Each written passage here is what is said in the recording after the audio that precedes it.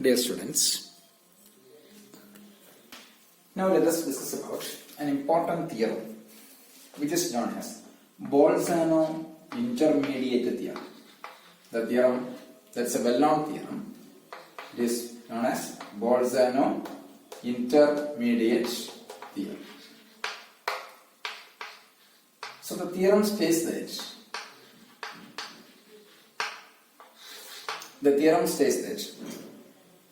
that I is an interval. I be an interval. F from I to R be a continuous function on I. F from I to R be a continuous function on I. Continuous on I. If A comma B presents in I, A and B are any two points in I, and K fall in R, K is any real number such that this K lies in between this f of A and f of B, then there exists C fall in I such that this f of C equals K. This is Bolzano intermediate theorem. The theorem states that if I is a given interval, f from I to R be a continuous function which is on I. If A and B are any two points in I, then there exists a real number K which lies in between this f of A and f of B.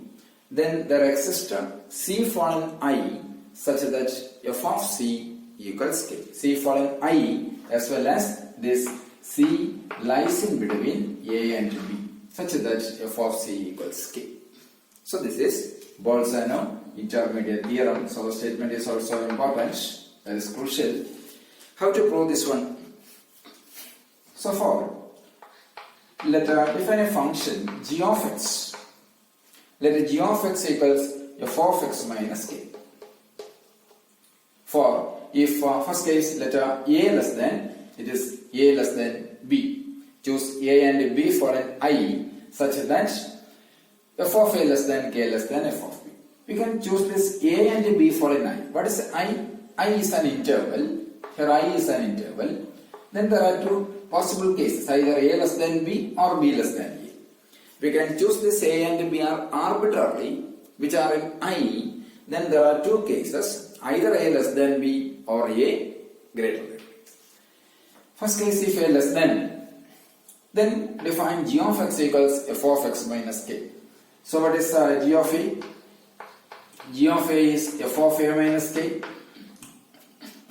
Since f of A less than k, f of A less than k, so f of A minus k is negative.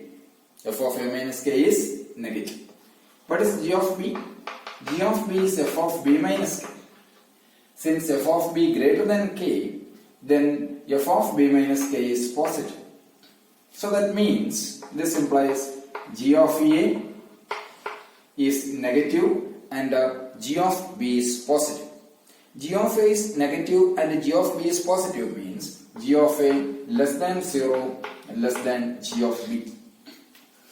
So, hence, by the location of roots theorem, there exists C following open interval AB such that this g of C equals 0. Okay, this is because of the location of roots theorem. Location of roots theorem states that if, what is location of roots theorem? If I is an interval, f from I to R is a continuous function on I. If f of A less than 0 less than f of B, or f of B less than 0 less than f of A, then there exists C for an open interval AB such that f of C equals 0. So this is one of the conditions of location of roots theorem, that is g of A less than 0 less than g of B, where I is a closed term, I is an interval. Then by location roots theorem, there exists C for an AB such that g of C equals 0. What is g of C? But g of C equals means, if g of C equals 0 means f of C minus k equals 0. That means because g of x equals f of x minus k, so g of c equals 0 implies f of c equals k. So when a less than b, the result is finished. Okay. Now suppose the second case is if a greater than b, that is b less than e.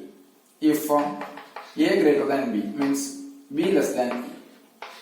Suppose b less than e, then you define g of x equals k minus f of x. Okay. So what is g of a? G of a equals k minus f of a. K minus f of a, since f of a less than k, it should be positive. And what is g of b? G of b equals k minus f of b. Since k less than f of b, k less than f of b is negative. So combinedly this gives g of a less than 0 less than g of b. So again by location of Root's theorem,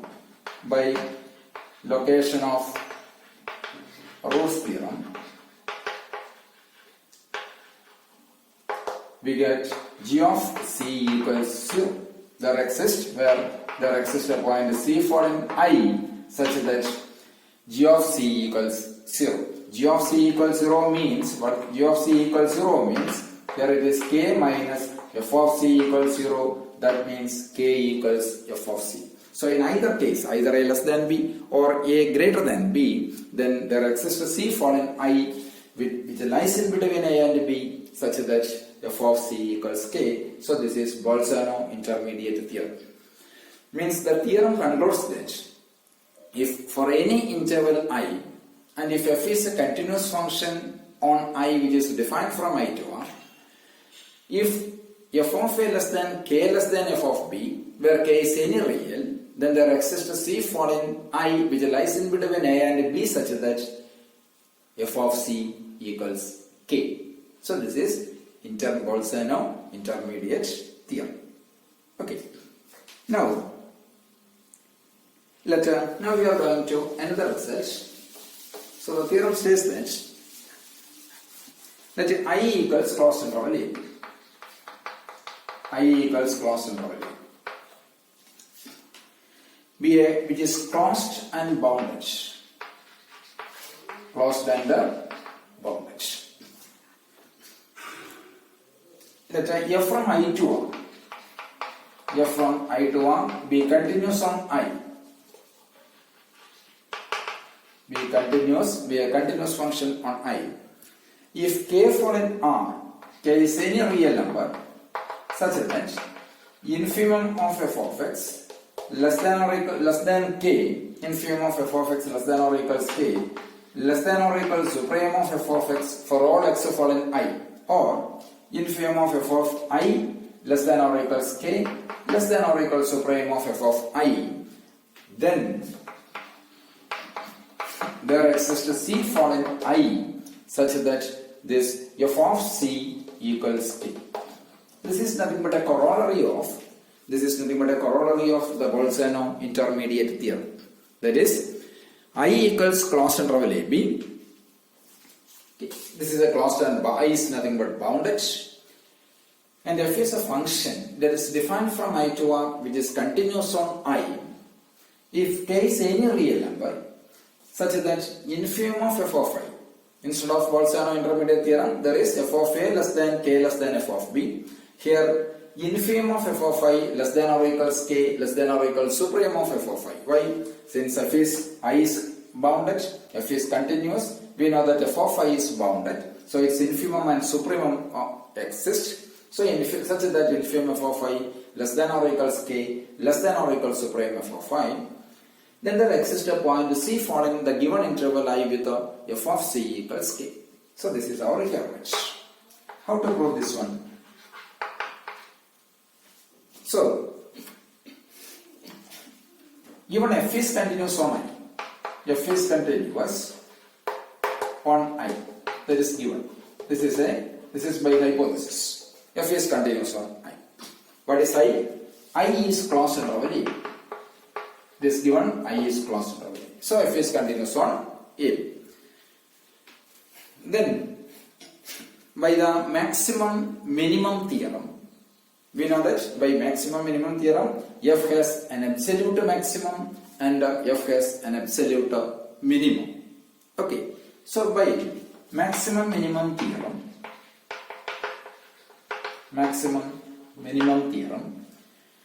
this f has an absolute maximum and an absolute minimum. This f has an absolute maximum and absolute minimum.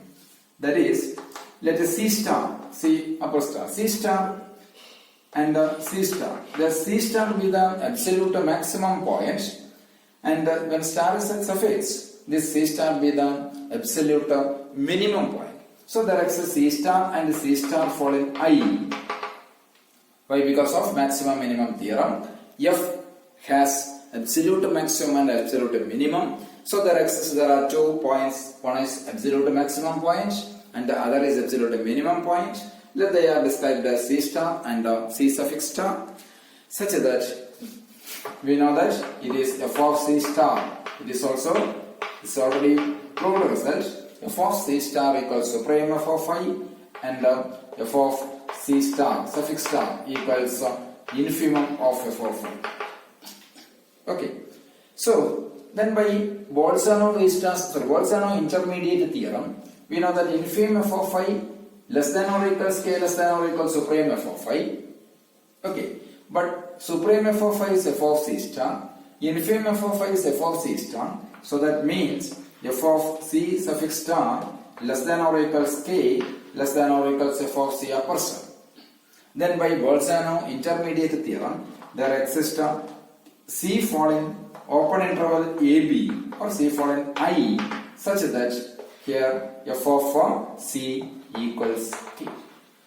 Okay, it is, there exists a C following C star and C star. Here, instead of A and B, C fall in C star and C star, then such that f of C equals k. Okay. So this heavily depends upon, this corollary is heavily depends upon our Bolzano intermediate theorem.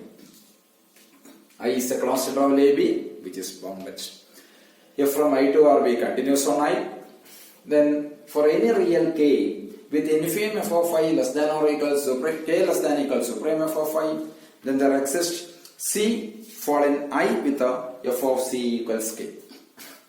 Here f is continuous on I, then since I is a closed and bounded interval, then by maximum minimum theorem, this f has both absolute maximum and absolute minimum. So let us C star and C star are the absolute maximum points and absolute minimum points. With f of C star is supreme f of I and f of C star is infimum f of I. We know this result. So this result, this argument, infimum f of I less than or equals k less than or equals supreme f of I becomes f of C star less than equals k less than or equals f of C star. Then by Bolzano intermediate theorem, there exists a point C fall in this open interval C star and C star. C star with the supreme of f of x, absolute maximum point, and C star with the absolute minimum point. So it is C star and C star such that f of C equals k. So this is what we require. Agreed? Okay. Now we are going to another result.